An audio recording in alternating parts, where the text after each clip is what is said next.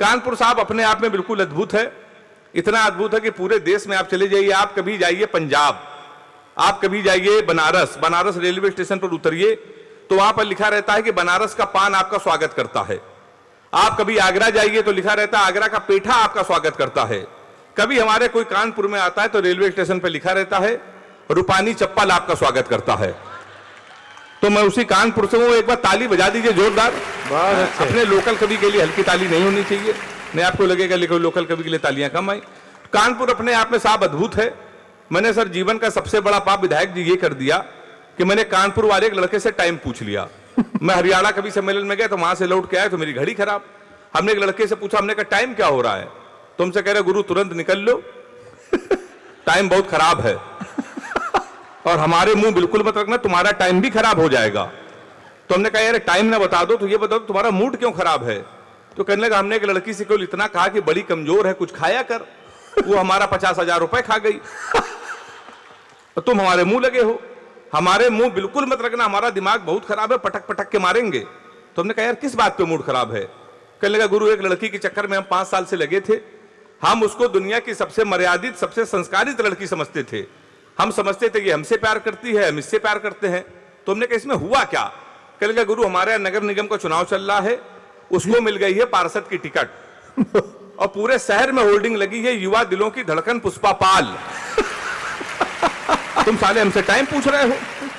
लोग तो नारा लगा रहे हैं मोहर मारो तान के पुष्पा को पहचान के। कल एक लड़का कान में नारा लगा रहा था लैया बड़ी करारी है पुष्पा पाल हमारी है। ताली जोरदार बजाइए एक बार आप लोग। तो सब हमारा कानपुर अद्भुत है।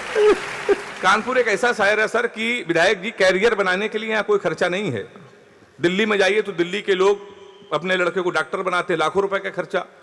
मुंबई में करोड़ों रुपए का खर्चा फिल्म स्टार बनाने के। कानपुर में उत्तर प्रदेश में कैरियर के लिए कोई खर्चा नहीं।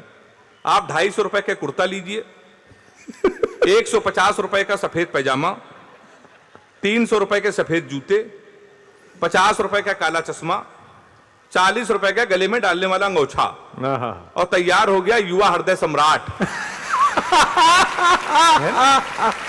बैठे भी हैं हमारे विधायक जी। मैं प्रणाम करता हूं आपको। तुम्हारा साथ कानपुर अद्भुत है। अभी नीरज चोपड़ा ने जब स्वर्ण पदक जीता भाला फेंक के, तो एक वीर रस के हमसे कवि ने कहा गुरु यही भाला हम पाकिस्तान में फेंक दें तो पाकिस्तान तो निपट जाएगा।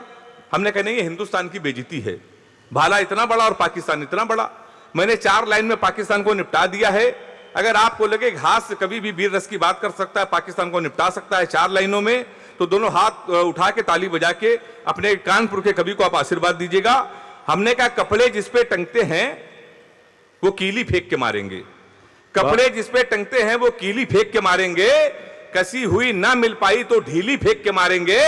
जो भाला फेंका नीरज ने वो चीन की खातिर रखा है, पाकिस्तान तुमको तो हम तीली फेंक के मारेंगे। तो हम लोग साहब पाकिस्तान को ऐसे ही निपटा देते हैं। तो लोग कहने लगे ये स्वर्ण पदक हरियाणा के लोग जीतेंगे, पंजाब के लोग जीतेंगे, तुम्हारे उत्तर प्रदेश के लोग कितने नकारा हैं, कितने आलसी हैं।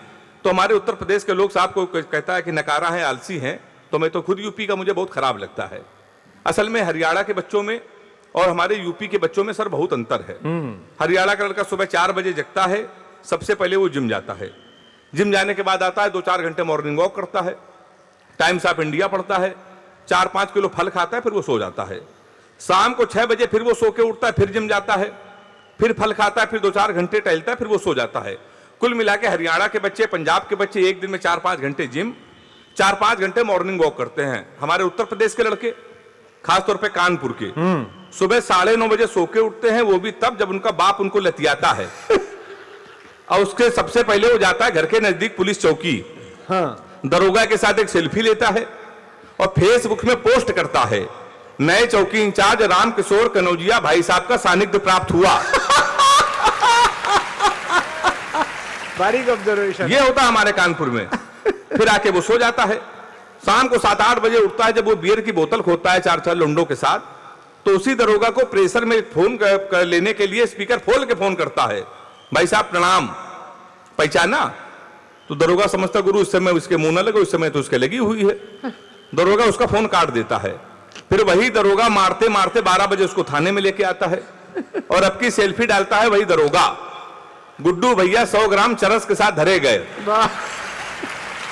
फिर गुड्डू भैया की रात भर हकाई होती है। फिर 3 दिन बाद लोकल विधायक उसकी पैरवी करता है। फिर वो छूट के आता है। छूटने के बाद वो लेता है सेकेंड हैंड स्कॉर्पियो हाँ 1,80,000 की। फिर वो शहर का सबसे बड़ा भंडारा करवाता है। भंडारे में अगर गर्म पूरी ना मिली तो वो फिर गोली चलवा देता है।